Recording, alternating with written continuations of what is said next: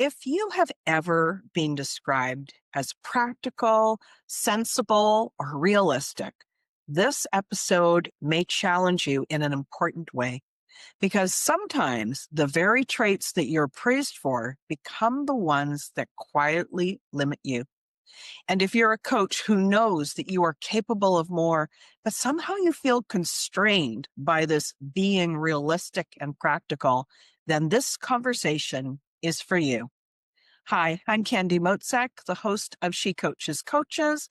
Welcome to this episode.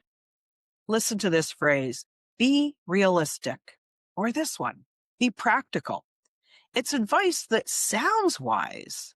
It sounds responsible, mature, grounded. And in many seasons of life, practicality is a stabilizing force. It can keep us safe, it can keep us solvent, and it keeps us anchored.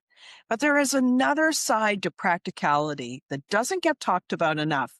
It's the side where it becomes a ceiling instead of a foundation. And today I want to explore that distinction carefully, not dramatically, not rebelliously, but clearly and honestly. Where do these realistic goals come from? They usually comes from the place that already feels like the well-trodden path. They feel proven. You know you can do them. Sure, they might be a stretch, but it's achievable. What you've already done before, but just a little bit more. What won't require you to confront a new growth edge. And that makes complete sense. Realism often comes from experience, from responsibility, from being an adult and having lived that life long enough to know that fantasies don't pay the bills. This isn't naivete we're talking about, it's maturity. But here is where realism and practicality quietly shifts into self-containment. Realism can turn into a ceiling. When your goals are filtered only through who you've already been, they leave no room for who you can become. You don't consciously decide to dream less. You just start editing yourself a little bit and a little bit and a little bit. Sometimes you start editing even before you begin.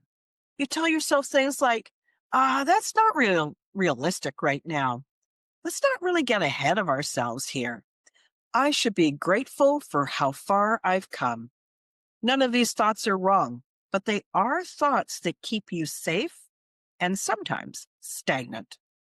When these thoughts are the ones that become reflexive and they're your habit, they shrink your possibility without even announcing themselves. And over time, they keep a life that feels very competent, but tight and somehow compromised. What about authority and experience? Here's what I've seen again and again. Those who describe themselves as realistic are often very capable. They're not lazy. They're not avoiding the work. They love to work, but they are afraid of destabilizing what they have already built. And that fear does deserve respect. You've come a long way. Because this stability, you've chosen it, and now it matters. Responsibility matters. Security matters. But there can be a quiet cost. When realism becomes your primary filter, your goals stop stretching your identity. They stop asking you to see yourself in a different, bigger way. They stop inviting growth that requires courage instead of competence. And eventually, you're going to feel stalled. Not because you don't know what to do, but because you've outgrown the version of yourself that those old goals were designed for. So instead of asking this same old, is it practical, is it realistic type of question, I want to offer you two different questions to consider. The first, what would this goal require me to believe about myself? And the second question, who do I need to become to reach this goal? Let me read you those two questions again. What would this goal require me to believe about myself? And second, who do I need to become to reach this goal? These questions reveal far more than practicality ever will. Because some goals are not actually unrealistic, they're just unfamiliar. They require a new internal stance, a new internal posture, a new sense of who you are and authority, a willingness to be seen differently and to step beyond your comfort zone. This unfamiliar place often gets labeled as being impractical. So maybe you want to pause here and ask yourself those questions quietly.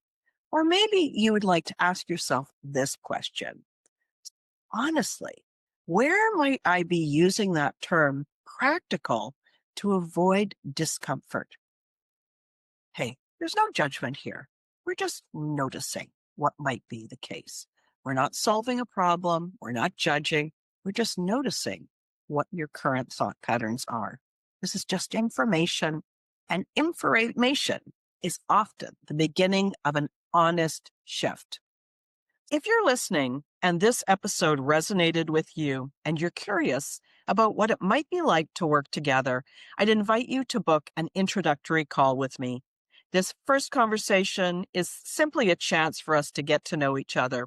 I'll learn more about you, your goals, and where you might be feeling stuck or uncertain, and you'll get a feel for how I work.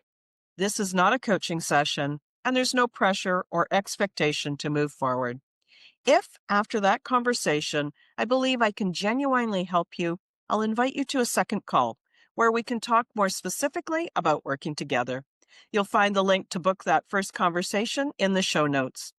And if this episode helped you, subscribe to the podcast so these conversations continue to reach you each week. I appreciate you listening, and I'd be grateful if you shared it with someone that you know would benefit from hearing it. I'll be back to speak to you again on the next episode.